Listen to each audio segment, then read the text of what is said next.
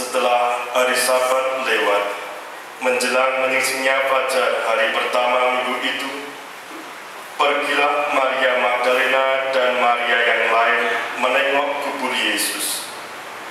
Tiba-tiba terjadilah gempa bumi yang hebat, sebab seorang malaikat Tuhan turun dari langit dan datang ke kubur Yesus.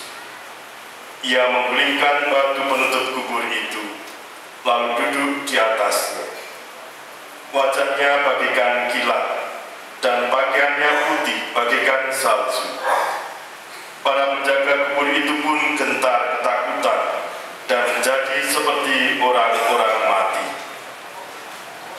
Akan tetapi malaikat itu berkata kepada perempuan-perempuan itu, "Janganlah kamu takut, sebab aku tahu bahwa kamu mencari Yesus yang disalibkan itu. Ia tidak ada di sini, sebab ia telah bangkit, sama seperti yang telah dikatakannya. Mari, lihatlah tempat ia dibaringkan.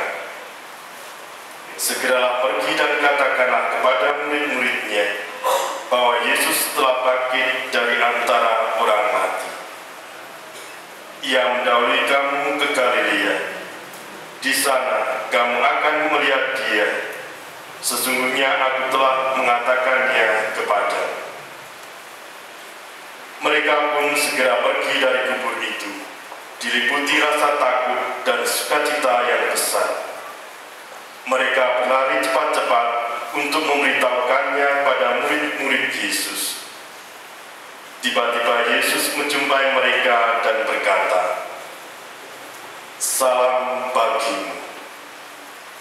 Mereka mendekatinya dan memeluk kakinya serta menyembahnya.